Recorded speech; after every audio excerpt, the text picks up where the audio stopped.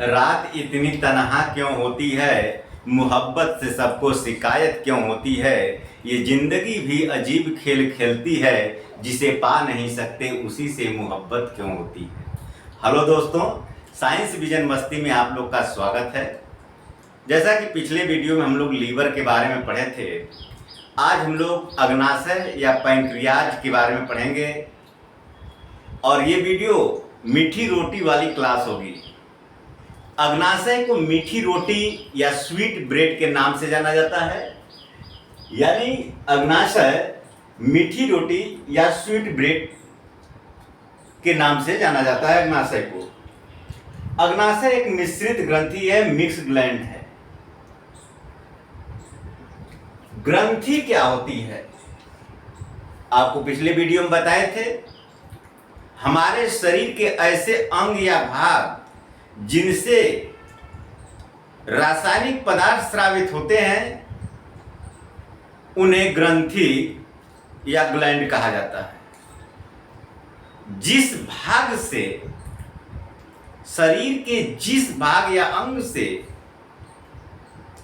Enzyme या juice स्रावित होता है, एंजाइम और जूस स्रावित होता है, उसे एक्सोक्राइन ग्लैंड कहा जाता है, बाह्यस्रावी ग्रंथि कहा जाता है। और जिस भाग से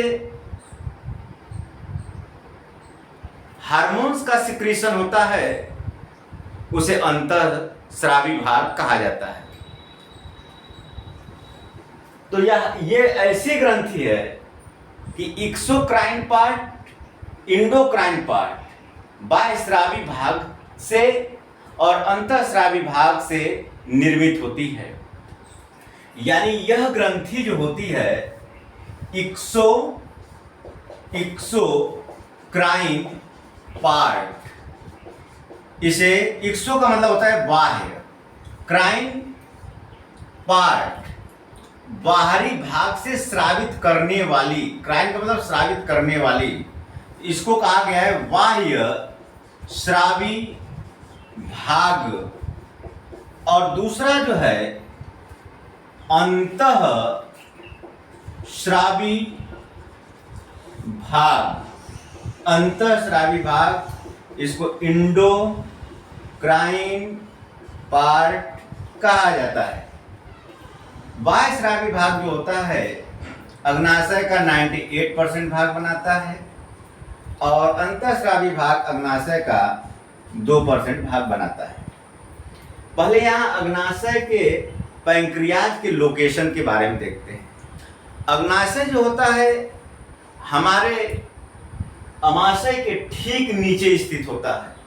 इसकी लोकेशन है अमाशय के ठीक नीचे स्थित होता है, या डियोडेनम या ग्रहणी के बगल में स्थित होता है। ग्रहणी, यह ग्रहणी जो होता है छोटी आंत का पहला भाग होता है, यानी छोटी आंत जो होता है यहीं से प्रारंभ हो जाता है।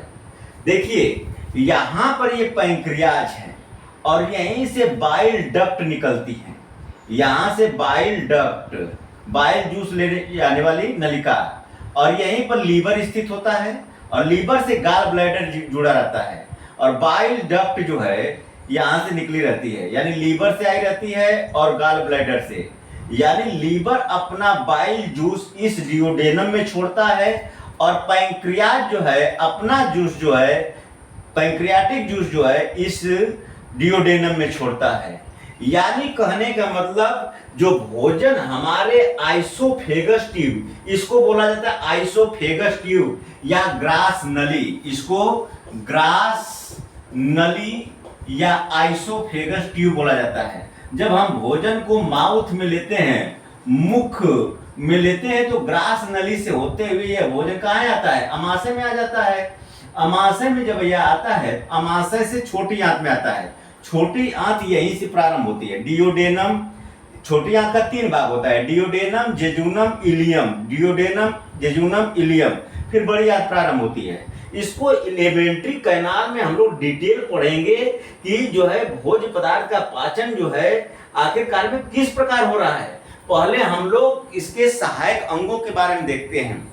देख रहे हैं जैसा कि हमने आपको बताया, दांत पाचन तंत्र का सहायक अंग है, जीभ पाचन तंत्र का सहायक अंग है, सेलेब्री ग्लैंड या लार ग्रंथि या पाचन तंत्र का सहायक अंग है, लीवर पाचन तंत्र का सहायक अंग है, और ये अग्नाशय अग्नाशय भी हमारे डाइजेस्टिव सिस्टम का सहायक अंग या एसेसरी आर्गन है। क्यों है, अभी हम इसको देखेंगे। ठीक है, तो इसकी स्ट्रक्चर जो होती है पत्ती के आकार का होता है। ये कैसा होता है, पत्ती के आकार का, पत्ती के आकार का लीफ लाइक स्ट्रक्चर होता है, लीफ लाइक स्ट्रक्चर होता है ये पैंक्रियाज। कोई देखो पैंक्रियाज किसकी तरह दिखता है, पत्ती की तरह दिखता है। यह डियोडेनम के या अमाशय के ठीक नीचे स्थित होता है। अब यहां पर ध्यान दीजिए, यह मिश्रित ग्रंथि है, यानी एक्सोक्राइन पार्ट और इंडोक्राइन पार्ट से मिलकर बना होता है। देखिए, एक्सोक्राइन पार्ट अग्नाशय का 98% भाग बनाता है, जबकि इंडोक्राइन पार्ट जो है 2% भाग बनाता है। याद कैसे रखेंगे, देखिए, इंडो का मतलब होता है अंदर का, क्राइन यानी सीक्रेट करने वाला, पार्ट यानी भाग, अंदर का पार्ट सीक्रेट करने वाला। यानी इस पैंक्रियाज या अग्नाशय के भाग को हम देखेंगे तो एक वाय भाग बनेगा और एक अंदर का भाग बनेगा। तो बाहरी भाग 98% और ये 2%। देखिए, इसके बारे में जानकारी लैंगरहैंस के नाम, लैंगरहैंस नाम के एक वैज्ञानिक थे। इस कारण से इसको लैंगरहैंस की दीपिकाएं कहा जाता है। इसका एक और नाम और है, लैंगरहैंस की दीपिकाएं या स्लेट्स ऑफ लैंगरहैंस। इसको इंग्लिश में स्लेट्स ऑफ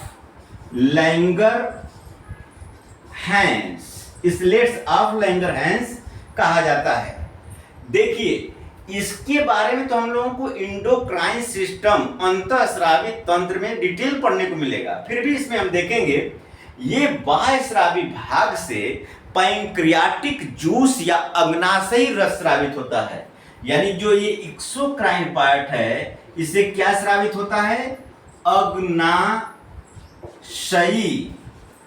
रस स्रावित, पैंक्रियाटिक जूस स्रावित होता है।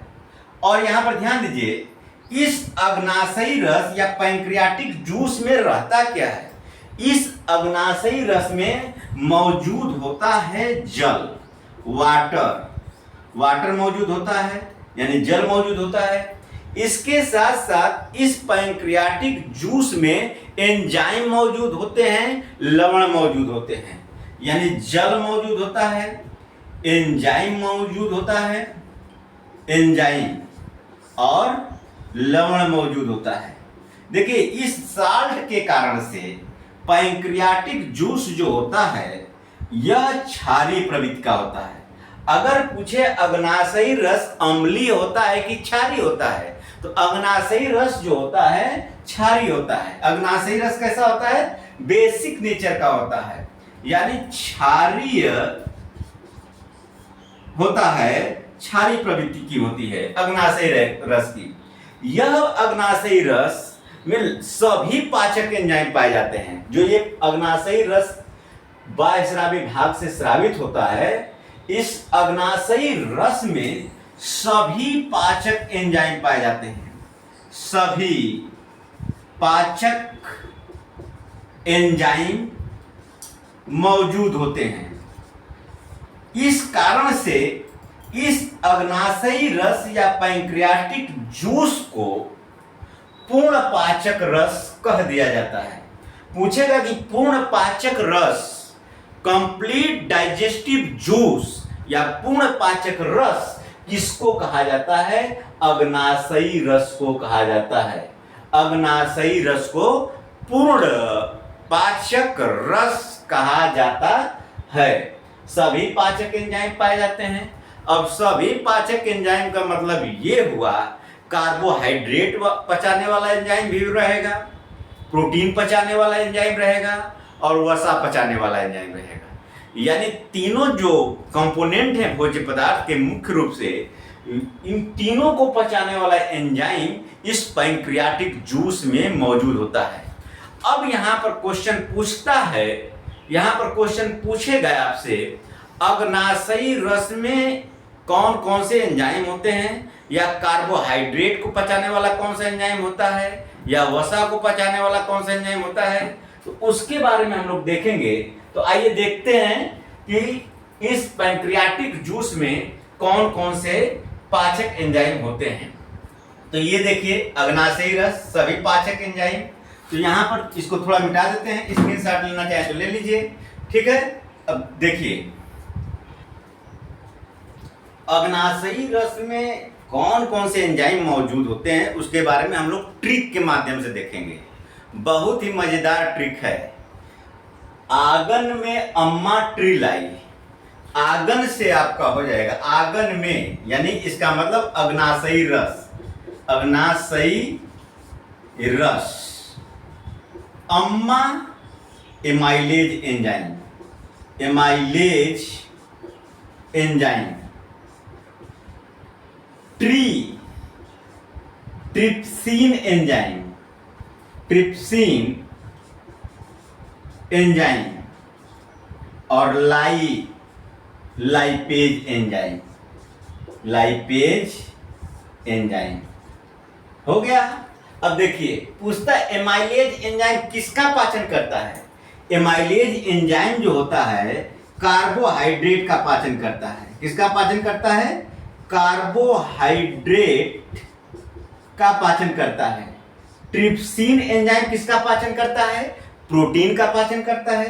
किसका पाचन करता है? यह प्रोटीन का पाचन करता है, प्रोटीन का पाचन करता है।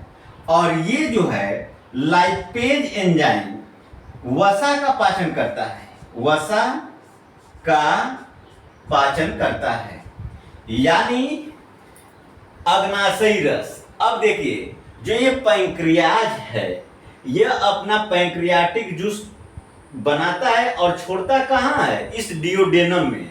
यानी जब अमाशय से भोजन इस छोटी आंत के डियोडेनम में आता है तो ये पैंक्रियाटिक जूस इसमें आता है, और पैंक्रियाटिक जूस में मौजूद हो रहा था इमाइलेज, ट्रिप्सिन, लाइपेज। इमाइलेज कार्बोहाइड्रेट को पचा देता है, ट्रिप्सिन जो है प्रोटीन को पचा देता है, लाइपेज जो है वसा को पचा देता है।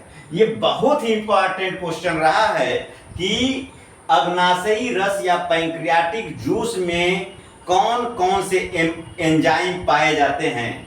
एमाइलेज एंजाइम पाया जाता है, ट्रिप्सिन एंजाइम पाया जाता है, और लाइपेज एंजाइम पाए जाते हैं। तो इस प्रकार से हम लोग पैंक्रियाज या अग्नाशय के बारे में देखें कि पैंक्रियाज एक मिश्रित ग्रंथि है। इसे मीठी रोटी कहा जाता है। भैया खाने पर मीठा लगता है इसलिए इसे क्या कह दिया गया है? स्वीट ब्रेड कह दिया गया है। इसीलिए इसे मीठी रोटी कह दिया गया है। ठीक है, तो ये अब इसके सेकेंड पार्ट को देखते हैं। जैसा कि हम बताए कि इंडोक्राइन पार्ट, अग्नाशय का पहला भाग एक्सोक्राइन पार्ट हो गया, यानी बाह्यस्रावी भाग। अंतःस्रावी भाग को लैंगरहैंस की दीपिका कहा जाता है, और लैंगरहैंस की दीपिका में 3 प्रकार की कोशिका पाई जाती हैं। अल्फा कोशिका, बीटा कोशिका और गामा कोशिका। यहाँ पर ध्यान दीजिए, इसको मिटाते हैं, स्क्रीनशॉट ले लीजिए फिर मिटाते हैं। अग्नाशय का हम लोग एक्सोक्राइन पार्ट के बारे में देख लिए। अब इंडोक्राइन पार्ट या अंतःस्रावी भाग के बारे में देखते हैं। अंतःस्रावी भाग को लैंगरहैंस की दीपिका कहा जाता है। अंतःस्रावी भाग में 3 कोशिका पाई जाती हैं। अल्फा कोशिका पाई जाती है, या इसे अल्फा सेल कहा जाता है। बीटा कोशिका पाई जाती है, या इसे बीटा सेल कहा जाता है, बीटा सेल कहा जाता है। और गामा कोशिका पाई जाती है, गामा कोशिका पाई जाती है। तो इन कोशिकाओं से हार्मोन स्रावित होते हैं। अल्फा कोशिका से ग्लूकेगान हार्मोन स्रावित होता है। अल्फा कोशिका से ग्लूकेगान हार्मोन स्रावित होता है। बीटा कोशिका से इंसुलिन हार्मोन स्रावित होता है। इंसुलिन हार्मोन स्रावित होता है। और गामा कोशिका से सोमैटोस्टेटिन हार्मोन स्रावित होता है। यानी अब बात क्लियर हो गई कि अग्नाशय के वाय स्रावी भाग से पैंक्रियाटिक जूस स्रावित होता है। पैंक्रियाटिक जूस में एंजाइम मौजूद होते हैं। पैंक्रियाटिक जूस क्षारी होता है। और अग्नाशय के अंतःस्रावी भाग में 3 प्रकार की कोशिकाएं पाई जाती हैं, अल्फा बीटा गामा। अल्फा कोशिका से ग्लूकेगान हार्मोन स्रावित होता है यानी निकलता है। बीटा कोशिका से इंसुलिन हार्मोन्स निकलता है और गामा कोशिका से सोमैटोस्टेटिन हार्मोन्स निकलता है। और ये हार्मोन्स आप पढ़े होंगे कि हार्मोन्स क्या हैं। हार्मोन्स को रासायनिक संदेश वाहक कहा जाता है, केमिकल मैसेंजर कहा जाता है। इसके बारे में यानी इस डिटेल जो है अंतःस्रावी भाग के बारे में डिटेल हम लोग अंतःस्रावी तंत्र या एंडोक्राइन पार्ट का जब वीडियो बनाएंगे इसका डिटेल देंगे। तो आज के लिए इतना ही रहने देते हैं। जय हिंद साथियों।